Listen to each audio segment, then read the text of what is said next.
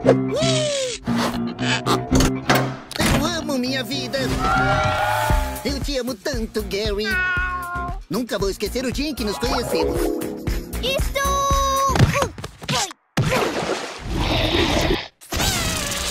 Pronto! Olá, caracolzinho. Qual o seu nome? Gary, é? Quer ser meu amigo? Eu também. Gary, cheguei! Gary? Garyzinho? Gary? Gary! Você viu o Gary? Não. Não. O Gary foi caracolstrado! Em 2020, a busca tem início. Amigos não deixam amigos sozinhos em missões perigosas. Olá, meus amores! Estamos aqui para mais uma aula de biologia, o trio biologia aqui do Colégio Estadual Paulo Sarazate. E hoje nós vamos dar continuidade ao reino animal, falando um pouquinho dos artrópodes, tá?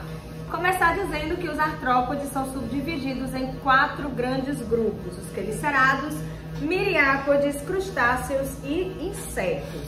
Antes de passar aqui para a professora Cleciana, falar um pouquinho de insetos e crustáceos, eu vou falar um pouco das características gerais desse filo, tá? Esse filo, os animais que pertencem a eles são animais de patas articuladas, eles possuem exoesqueleto quitinoso, né, que é uma espécie de sustentação corporal, são triblásticos, são celomados, bilaterais e a sua simetria, né, e são protostômicos. O exoesqueleto, gente, serve aí para a sustentação, proteção, né, e suporte para os músculos desses tipos de animais desse grupo, tá bom?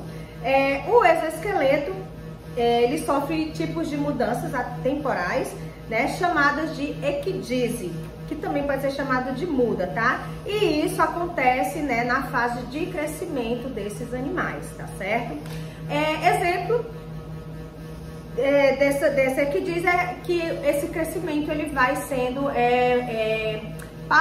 paulatinamente, tá certo? Então essa troca aí vai acontecendo, e essa troca no exoesqueleto, quando acontece a gente chama de equidise. Gaguejei, mas vai dar certo. Cleciana? Então, dentro dessas características aí, tem que lembrar a questão da quitina, né? Que é a substância que esses animais artrópodes, na maioria, carregam, que é a substância química, né? Que causa aí uma reação, né? Como nós temos a aranha, né? Que libera a sua substância. Então, dentre essas características, tem essa substância. Então, falando dos insetos, né? Vamos lembrar que de insetos vamos surgir aqui 2 exemplos. Nós temos as baratas e as pulgas. E dentre o habitat dele, eles vivem no ambiente terrestre. O desenvolvimento dele é direto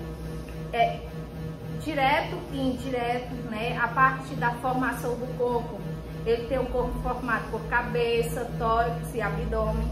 Ele tem um número de patas, né? Na maioria das vezes eles têm 6 patas, por isso que eles são chamados de hexapode. E as antenas, ele tem um par de antenas. E a respiração deles são a respiração traqueal. E a reprodução deles podem ser uma reprodução chamada de sexuada, que a gente já conhece, que tem dentre ela a fecundação interna ou externa. O que é a fecundação interna? É quando é colocado dentro do órgão genital da fêmea, né, os gametas, e acontece a fecundação. E externa é quando a fecundação ocorre no ambiente e não dentro do órgão genital da fêmea. Aí, dentre essa reprodução, nós temos aí o desenvolvimento do ser, né, que vai de ovo até chegar ao adulto, que eles são chamados de metamorfose. Eu acho que até você já ouviu falar nesse nome, né? Então, metamorfose é a capacidade de mudar, né? Mudar a partir de alguma coisa. Então nós temos 3 tipos, que é no caso ametabolos, que são aqueles que não sofrem metamorfose, que por exemplo nós temos aí as traças. Aí nós temos os hemibolos, que são aqueles que sofrem a metamorfose incompleta, e nós temos os holometabolos, que são aqueles que sofrem a metamorfose completa, como nós temos aí o caso das borboletas, né? O que seria essa metamorfose da borboleta, por exemplo? Ela passa de ovo, larva, pupa e se torna adulto, né? Que nós temos aí, por exemplo, as minhoquinhas, né? Como se fosse a lagarta, ela sofre a metamorfose, transformando-se em no caso, borboleta. E aí, falando agora dos crustáceos, né? O habitat dele é um habitat aquático. A divisão do corpo dele é uma divisão que ele tem cefalotórax e abdômen, ou seja, a parte do céfalo é ligado ao tórax, né?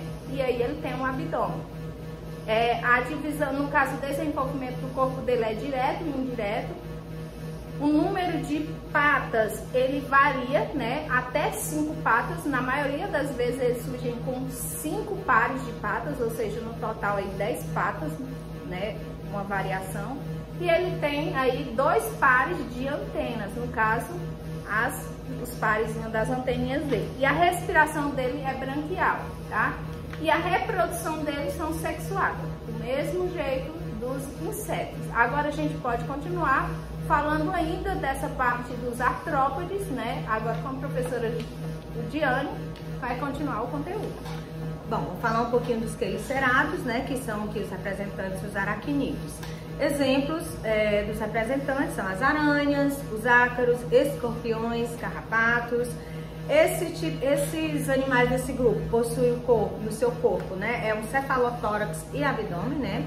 É a cabeça aí colada ao tórax e também abdômen. Eles possuem 4 pares de patas, então 8 patas, né, no total. Sua respiração é uma respiração filotraqueal. A excreção, né, é através de túbulos de Malpighi e glândulas coxais. E eles não possuem antenas, tá bom? Dando continuidade, eu vou falar um pouco sobre os miriápodes, tá? Os miriápodes são animais segmentados, né, com um elevado número de patas, né? E eles são aí animais com corpos segmentados, né? E cada segmento desses vão possuir aí um par de patas, tá certo? Exemplo desses animais são lacraias, piolhos de cobra, centopeias, tá?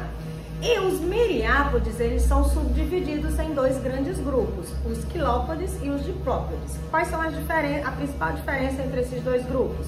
Os quilópodes, né, eles vão possuir um par de patas em cada segmento, tá? E os diplópodes vão possuir 2 pares de patas em cada segmento.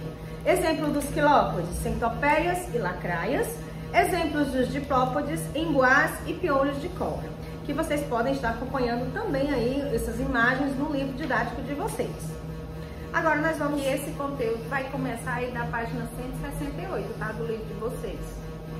É muito simples esse conteúdo que foi relatado, embora seja científico, mas a gente encontra nas várias musiquinhas infantis, né? Tem várias, a minhoca, é verdade. Conteúdo que a gente passou que às vezes você vê esse conteúdo assim, muito científico, mas para vocês, meninos, é muito fácil.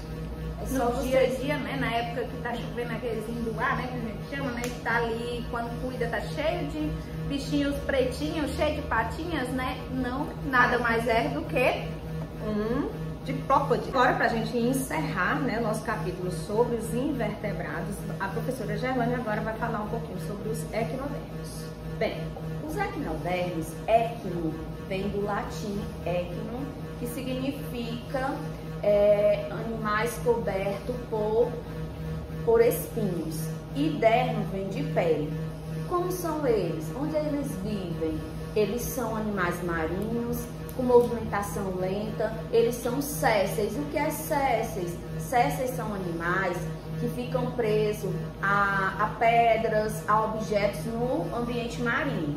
Eles são formados por placas calcárias e eles têm um sistema ambulacrário. O que é esse sistema ambulacrário? É um sistema que libera um fluido parecido com água do mar.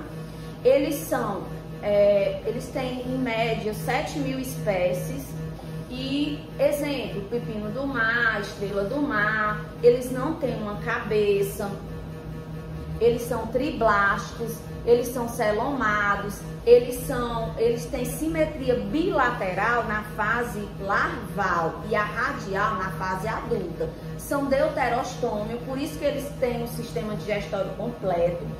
Eles não têm excreção, A respiração deles é branquial e por difusão, por conta do sistema ambulacrário que eles têm.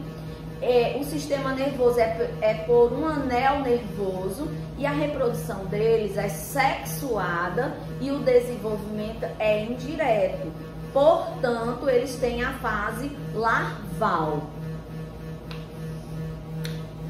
E para dar continuidade, façam aí as atividades propostas, né? Estudem e já a gente entra aí na próxima semana com um novo conteúdo, né? Então fiquem aí expertos sobre os invertebrados. E só lembrando que os equinodermos, né? As estrelas do mar estão dentro dos equinodermos, né? Isso. Todas as terminações mar, pepino do mar, estrela do mar, são exemplos de equinodermos. Continue assistindo o filme Bob Esponja, que vocês vão encontrar aí todos os filos, né? Apenas aí algumas exceções de alguns filos, né? Vocês vão encontrar dentro desse filme tão interessante que a gente fala desde o início das nossas aulas, certo? Tchau, tchau, até a próxima. Tchau, tchau, beijão a todos.